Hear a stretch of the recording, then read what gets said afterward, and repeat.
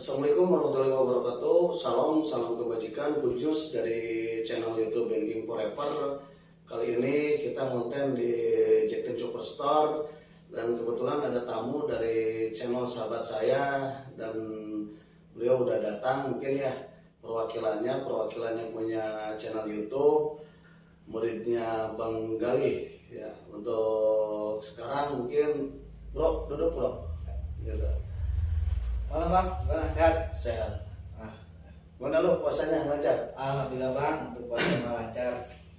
Terima kasih udah mau datang ke store gue ya bro. Sama-sama bang. Dengan keadaan segini ala kadarnya, dengan jamuan ala kadarnya juga. Wah, alhamdulillah ini bang. Ya terima kasih buat rekan-rekan semua, buat saudara-saudara dari channel YouTube Jejak Cinta 313. 313. Oh, yang tagline-nya berarti Yoi Mamen kan? Yoi mame. Oke. Jadi gimana bro? Nah, kita kali ini mau nanya-nanya nih bang. Boleh nggak kita nanya-nanya nih? Boleh. Nah, apa sih bang? Inspirasi apa nih? Abang bisa membuka toko Jacklin Chopper ini? Apa terinspirasi dari mana ini?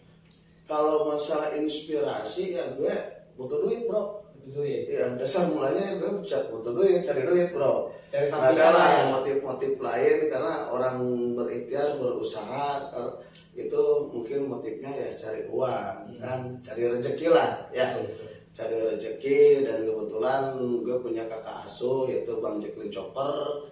Beliau itu adalah mungkin boleh dikatakan legend lah, police legend Indonesia, Bang Jack. Ya, kalau sosok Bang Jacklin Chopper mungkin di masyarakat umum sudah tidak asing lagi lah kepada beliau dengan gaya nyentriknya, dengan pengorbanan beliau untuk istilahnya menghantam para penjahat sampai 11 peluru beliau istilahnya dihantam, mungkin tetap ya karena izin Allah jadi tidak meninggal, bukan Bang Jack punya nyawa 1000 gitu.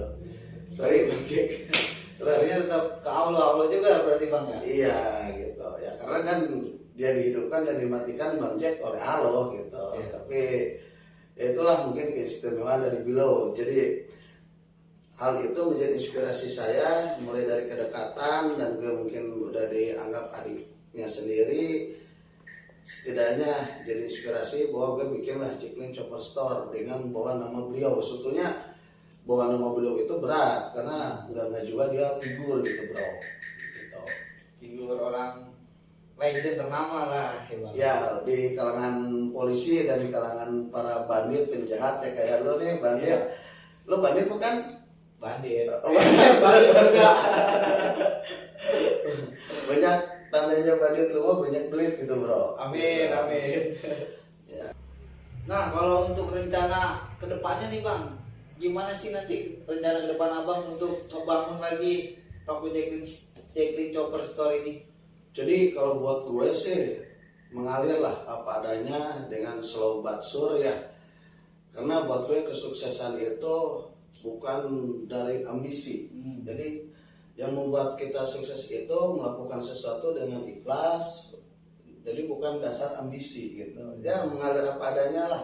Istilahnya yang penting kita tetap action, kreatif dan produktif gitu bro. Berarti secara nggak langsung santai tapi pasti. Ya slow but sure gitu bro. Siap. Nah saya ada pertanyaan lagi nih bang.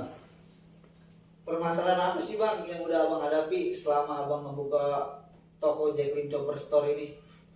Ya jadi kalau masalah permasalahan sih sebetulnya gue bawa enjoy aja ya dalam bisnis, karena kalau masalah di fashion ya itu emang udah hobi gue dari dulu zaman gue SMA, kuliah, karena gue kan anak Bandung ya, istilahnya ke Paris Panjapa, jadi kota kiblatnya kota kreatif Indonesia itu kan di Bandung bro. Ya maksud gue dalam artian ini menyalurkan hobi sambil ya cari-cari cuan juga gitu. Sampingan lah ya. Ya gitu, bukan sampingan lah. Kalau buat gue bisnis nggak adanya sampingan, kita tetap serius menjalani bisnis tersebut dengan dalam artian kita harus banyak berakselerasi, beristilahnya imajinasi kita gitu, berproduktif lah, berkreatif gitu. Jadi kalau udah gitu insya Allah lah rezeki ngikutin kita, apalagi pertama menjaga kualitas gitu, karena yang kita tawarkan adalah kualitas. Nggak masa bodoh kompetitor yang lain, brand-brand yang lain, kalau orang lain menganggap kompetitor itu mungkin persaingan, kalau buat gue ya mereka juga istilahnya Sama cari saudara duit. lah, sama-sama cari duit dan rezeki sudah ada yang ngatur kok gitu. Berarti emang lu dari mulai ABG ini udah mulai kreatif nih bang ya? Dengan dunia fashion ini lu udah mulai ada kepikiran gitu ke depan? Ya kalau masalah kreatif, gue dari bayi aja udah kreatif, gue udah bisa ngedot sendiri bro. Waduh. Kreatif gitu, karena di tangan orang kreatif sampah pun bisa jadi duit, apalagi istilahnya gue bawa nama besar seorang Jacqueline Chopper gitu. Nah untuk mencari pasar ke depannya nih bang, Jacqueline Chopper sendiri nanti arahnya mau ke arah mana bang?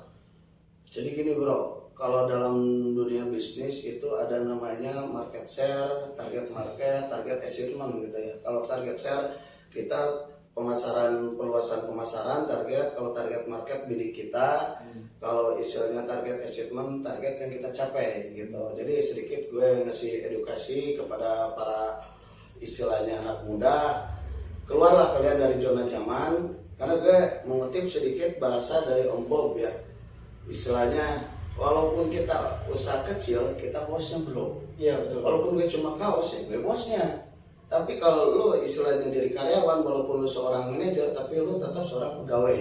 Iya. Ya gue mungkin mengutip dari ucapan Om Bob yang menjadi inspirasi gue juga, bahwa pemasaran kita itu kebetulan udah jelas ya segmennya ini kan Indonesian Police Apparel di beberapa media dari Fakta 71 terus, dan kita juga vendor tiga program vendor televisi swasta Net TV. Yang pertama Jatan Rasnet, yang kedua 86, yang ketiga Fakta 62. Ya, kebetulan di sana alhamdulillah ya dipercaya oleh salah satu TV besar lah, yang salah satu pendirinya yaitu Pak Wisnu Tama gitu bro. Berarti untuk ruang lingkup pasaran ini udah cukup lumayan luas ya bang? Jadi kalau dibilang luas kecilnya itu tergantung orang menilai ya bro. Gue nggak bisa menilai, biarlah konsumen yang menilai atau pemakai penikmat hasil kreatif dari tim beta gitu. Karena kalau segmen ini Indonesian Police Apparel, tapi dari sisi sosialnya, sisi moralnya kita juga ikut kampanye untuk mencegah kejahatan gitu. Ibaratnya kayak Jatan Ras Pes Bandit, bahwa tim Jatan Ras itu yaitu melawan bandit. Ibaratnya ada Jatan Ras Pes Premanisme atau apa, itu sebagian dari kampanye untuk melawan kejahatan. Dan kita juga kebetulan dipercaya oleh Polres Jakarta Barat untuk mencetak kaos Jakbar PS Bandar, karena di sana di Jakarta Barat, mohon maaf, di sana banyak cukong-cukong bandar-bandar besar, dan Polres Jakarta Barat dengan kampanyenya Jakbar versus Bandar, saya dukung untuk Sat Narkoba Polres Metro Jakarta Barat, saya dukung dengan kampanye Jakbar versus Bandar. Itu kaosnya kebetulan kita yang buat gitu bro. Dan di luar pulau seperti pertama Busar Naga itu dari kita, Jatan Ras Polda Sumsel, terima kasih Kompol Willy Oscar udah ngasih kepercayaan. Sat Narkoba Palembang, Kanit Bang Aprilio gitu. Alhamdulillah lah kita udah berapa opsional yang pakai, karena ada perbedaan baju yang kita, kalau yang dipakai opsional itu nggak ada Jacqueline Chopper Store-nya. Itu langsung itu baju opsional itu reserse lapangan, karena di reserse itu ada penyidik, ada orang lapangan gitu bro. Gitu, apalagi.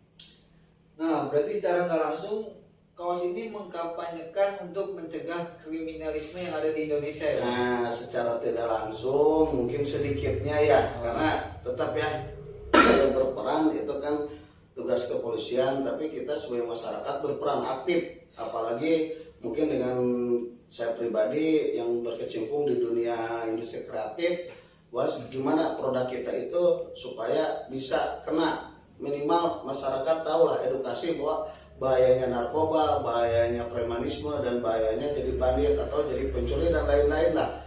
Karena ada istilah hukumnya extraordinary crime untuk narkoba dan no perfect crime. Tidak ada kejahatan yang dilakukan oleh dengan sempurna. Apapun itu motif kejahatan pasti bisa terungkap gitu bro. Pasti akan tercium juga bang. Ya gitu. Nah saya mau nanya lagi nih bang, untuk anak-anak remaja nih bang yang mulai mau bisnis, mau mulai apa sih ending kreativitasnya, itu gimana tuh bang saran dari abang?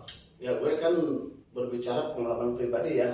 Karena pertama orang banyaknya kalau mau bisnis banyak mikir. Banyak mikir ya. Dan berpikir bisnis itu uang. Kalau buat saya pribadi, pengalaman saya pribadi, saya bisnis modal yakin, istilahnya uang nomor berapa, yang penting keinginan kita. Karena kalau kita yakin dan ingin untuk berbisnis, insya Allah jalan itu ada aja. Bisnis itu link, bukan uang. Ibaratnya gini, gue tanya ke lu bro, lu mau dikasih uang 500 juta atau kaki lu hilang satu, milih yang mana? Mending dikasih duit 500 juta. Lu nggak punya kaki. Ya mendingan. Nah, jadi intinya Allah Subhanahu wa taala mungkin ya agak-agak dikit-dikit inilah ya religi karena bulan Ramadan ya. Ya terlalu rock and roll ya. Siraman rohani juga Ya, nih. bukan siraman rohani, bukan ustaz, kita jadi ustaz gadurungan lagi loh mah. Jadi gini nih, kaki, tangan dan semua dan pikiran kita itu modal, bukan uang untuk berbisnis. Pertama lu kalau pengen bisnis, apa yang lu pikirkan, coba action di sana. Lalu lu kreatif, dari kreatif produktif. Makanya moto dari Jacqueline Chopper Store itu action, kreatif dan produktif gitu bro. Berarti jangan cuma hanya dipikirin bang, tapi Ya lu mau juga ya. mikirin, mau pengen bisnis tapi mikir terus kapan jadinya. Karena banyak orang pintar berbisnis, teori bisnis banyak, tapi dia nggak melaksanakan kapan menjadi bisnisnya. Mau kecil apapun yang bisa menghasilkan, ya kita mulai melakukan gitu. Soalnya kan takutnya gini bang, namanya anak muda yang mau mulai berkreativitas, pasti kan dia mikir bang, wah nanti gimana nih kalau gua gagal nih, gimana nih kalau gua nggak berhasil. Gitu. Itu terjebak oleh istilahnya zona nyaman. Ibaratnya orang kadang udah merasa digaji, ya mohon maaf saya tidak ada konteks atau apapun untuk merendahkan karyawan, tidak ada. Tapi kalau kita udah terjerumus dengan zona nyaman bahwa kita dapat gaji UMR, kita udah merasa puas. Sedangkan biaya hidup itu semakin meningkat. Betul. Makanya kalau udah zona nyaman itu susah. Kalau kita berpikirnya pengen hidup lebih atau apa, keluar dari zona nyaman, kita berani melangkah untuk berbisnis. Kita harus bangkit ya bang. Ya, gue nanya sekarang, orang-orang kayak Indonesia apakah dikuasai pejabat atau dikuasai oleh pegawai atau manajer atau apapun atau petinggi? Orang-orang kaya di Indonesia itu dikuasai oleh para pengusaha. Gitu. Semua juga ada perjalanan. Jadi anak muda sekarang itu lihat seseorang sukses itu lihat sukses yang bukan dari perjalanan dia dari nol gitu, brother. Nah, satu lagi nih bang, motivasi nih bang buat anak muda zaman sekarang yang baru memulai terjun di dunia bisnis bang. Coba bang kasih saran dan motivasinya. Ya sebetulnya sih gue juga kurang layak ya karena gue masih belajar. Tapi yang pertama ya yakinlah kalau dan semesta. Kedua istilahnya berani melawan kemustahilan, karena itu kuncinya. Kalau kita kan pikir gini, wah itu tidak mungkin. Hidup itu, kunci sukses hidup itu harus berani melawan namanya kemustahilan. Mustahil dalam apapun itu. Kedua, kata gue juga, action itu bergerak, mulailah bergerak. Ketiganya kreatif, apa yang kita pikirkan, ide-ide gila kita atau punya ide bagus, udah tuangkan. Nah, udah gitu, baru produktif itu kita memproduksi. Insya Allah, kalau masalah ntar jual, kalau kita ngejual, nomor berapa laku nggak laku, yang penting kita terus aja menawarkan dengan teknik, menawarkanlah ke orang-orang terdekat, baru kita berani menawarkan ke yang lain. Nah, dan jaga juga trust, kepercayaan konsumen gitu. Berarti kuncinya harus rajin sama gigih ya bang ya? Iya, ya, rajin, gigih, dan berani melangkah aja intinya. mikir bisnisnya kagak jadi, teorinya banyak. Enggak, kalau bisnis itu jangan banyak teori lah, banyak action aja, jadiin gitu bro. Banyak teori juga pusing bang kayaknya nih. Iya gitu. Terus apalagi lu ibaratnya mumpung kesini dengan alhamdulillah ada yang punya channel, beliau Bang Gali yang saya tuakan ya, yang saya anggap guru gitu. Terus rekan-rekan dari Jejak Cinta, apa dari perguruan silat Pangsimat Toga kan, salam hormat buat kawan-kawan Pangsimat Toga dan rekan-rekan Jejak Cinta, sukses selalu, berkah dunia akhirat. Amin. Ya, terima kasih banyak nih buat Bang Denking, kita jadi dapat pembelajaran, dapat motivasi. Nah, untuk anak muda, jangan ragu-ragu untuk memulai apapun, jangan pernah lelah, harus tetap semangat. Sukses terus buat Jacklin Chopper Store. Terima kasih bang. Ya, saya juga secara pribadi terima kasih ya bro udah kedatangannya.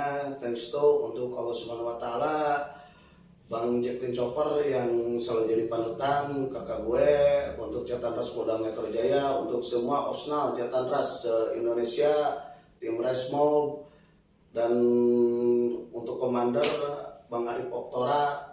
Terima kasih Bang selalu ngebimbing, dan untuk Pak Brigjen Victor yang jadi bapak angkat saya semuanya. Sekian, dan jangan lupa like, subscribe, komen di channel YouTube Denking Forever. Peace.